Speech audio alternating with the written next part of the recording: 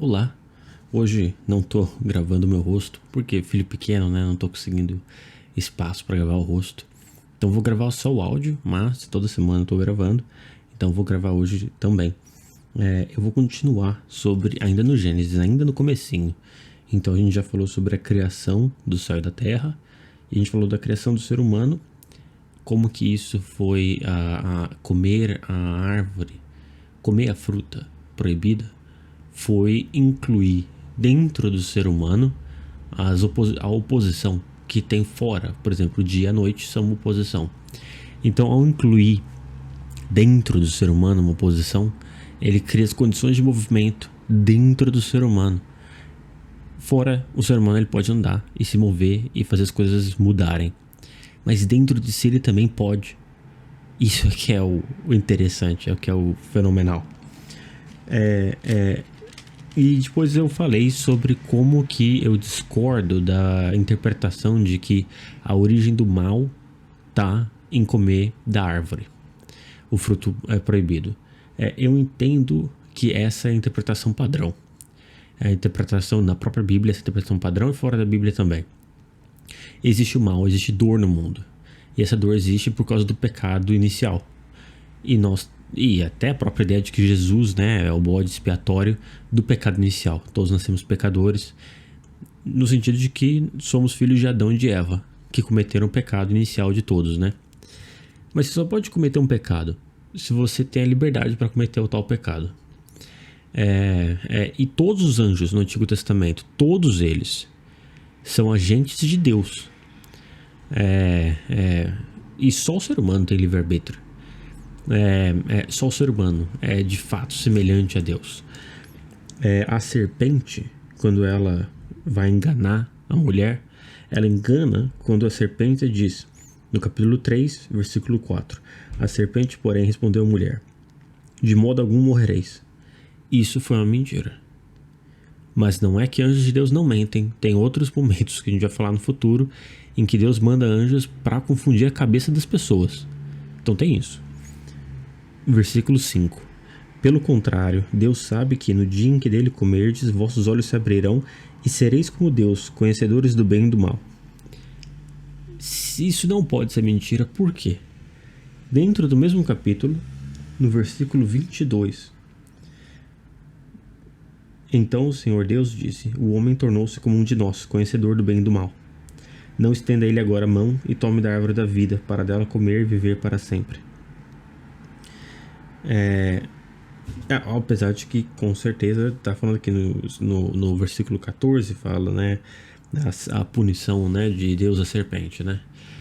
Mas isso significa que a frase de que o homem, a mulher, né, a humanidade, ela se tornou semelhante a Deus, isso não foi uma mentira, isso foi uma verdade. Como eu já falei no meu outro vídeo, é a condição que a gente tem de conseguir mudar o exterior e o interior. Isso nos faz semelhantes a Deus. Agora, então, por que entender que é o início do mal, do pecado? O pecado é importante, ele tem que existir, porque ele é um processo de purificação. Só existe purificação se existe pecado. A história toda do Antigo Testamento é uma sequência de processos de purificação. Essa é a maneira como Deus opera no Antigo Testamento. Enquanto povos, né? Não enquanto indivíduos, né? Eles vão passando por purificações.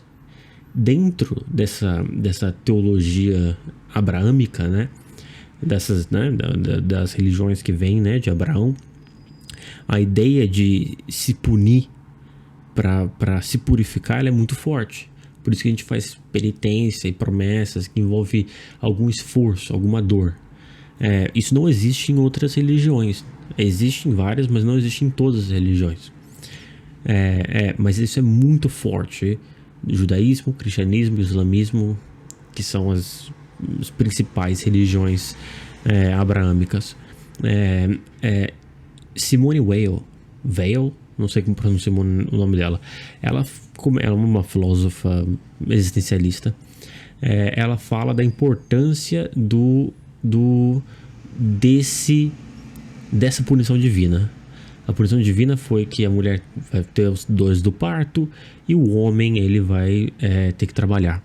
Ela acha que isso é muito importante porque isso nos conecta a Deus. Ao criar uma forma de castigo, ele criou um veículo para se ligar a Deus. E o veículo é admitir o sofrimento. Trazer para dentro de si. Essa interpretação ela faz muito sentido, pensando até na importância de vários livros do Antigo Testamento que são sobre isso, e a própria vida de Cristo, né? A paixão de Cristo, não a vida dele, né? A paixão de Cristo, que envolve muito sofrimento. Então a própria figura, né, da cruz, como crucificando, né? Isso pode dizer, bom, mas o judaísmo não tem isso, nem o islamismo. Mas eles ainda têm dentro de si essa essência dessa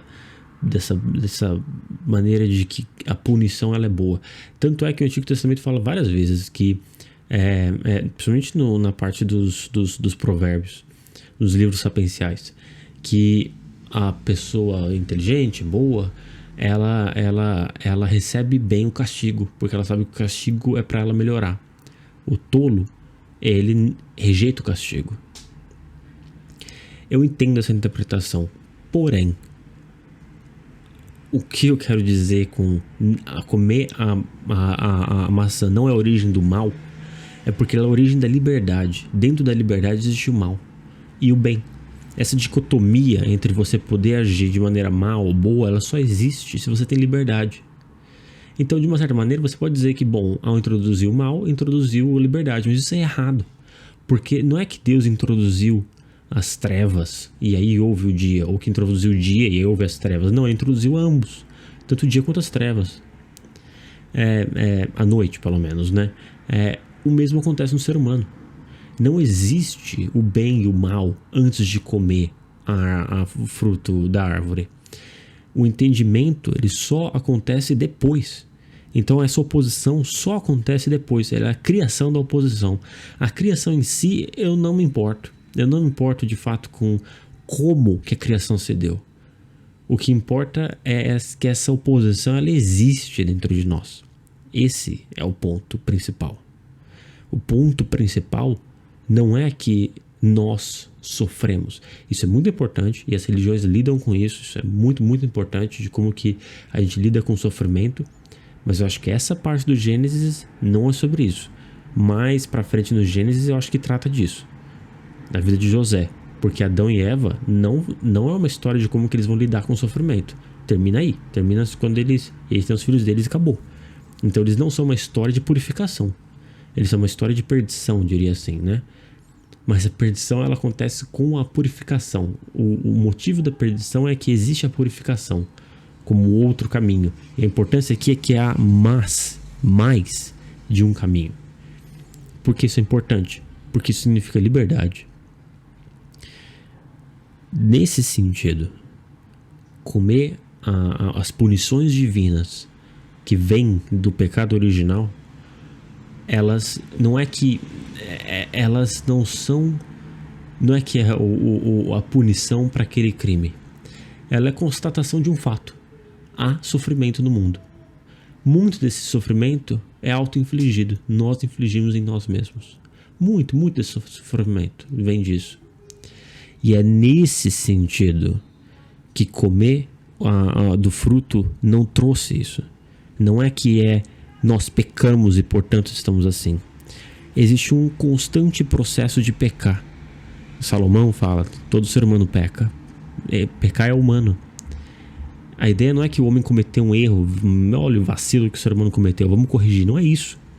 A ideia é que o ser humano, por ser humano, ele comete vacilos. Por ser humano, ele erra. Faz parte da essência de ser humano.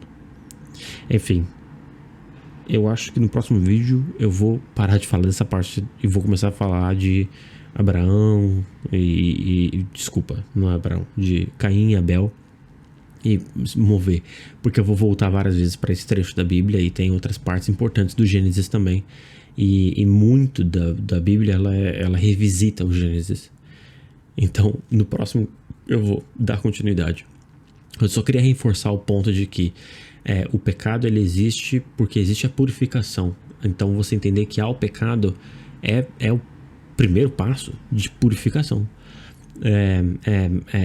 Essa história de purificação, de lidar com o sofrimento, ela está muito mais presente no Gênesis, em José. Aliás, ela nem está tão presente assim no Gênesis, para falar bem a verdade. Ela está muito mais presente em outros livros da Bíblia. Mas o povo de Israel sofre muito, né? Mas é isso, gente. Então, obrigado. Desculpa, eu não tenho minha imagem hoje. Mas pelo menos a gente continua os pensamentos e a leitura. É isso. Obrigado, gente.